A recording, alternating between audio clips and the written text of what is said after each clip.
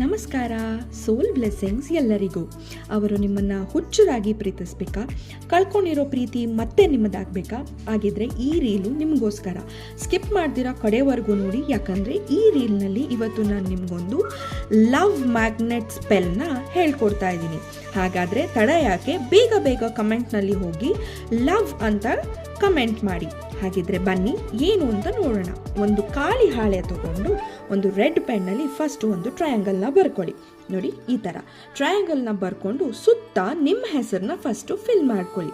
ಹಾಗೆಯೇ ಮಧ್ಯದಲ್ಲಿ ನಿಮ್ಮ ಪಾರ್ಟ್ನರ್ ಹೆಸರನ್ನ ಬರ್ಕೊಂಡಿದ್ದಾಯ್ತಾ? ಬರ್ಕೊಂಡಿದ್ದಾದ್ಮೇಲೆ ಇದಕ್ಕೆ ಇಂಟೆನ್ಷನ್ನ ಫಿಲ್ ಮಾಡಬೇಕು. ಈ ರೀತಿ ಫೋಲ್ಡ್ ಮಾಡ್ಕೋತಾ ಮತ್ತೆ ಆ ವ್ಯಕ್ತಿ ನನ್ನ ಜೀವನದಲ್ಲಿ ಬಂದು ಯಾವತ್ತೂ ವಾಪಸ್ ಹೋಗ್ದಿರಾ ಇರಲಿ, ನನ್ನನ್ನು ತುಂಬ ಪ್ರೀತಿ ಮಾಡಲಿ, ನಮ್ಮ ಪ್ರೀತಿಗೆ ಜಯ ಸಿಗಲಿ ಅಂತ ಯೂನಿವರ್ಸ್ಗೆ ಇಂಟೆನ್ಷನ್ನ ತುಂಬ್ತಾ ಈ ರೀತಿ ಫೋಲ್ಡ್ ಮಾಡ್ಕೊಳ್ಳಿ.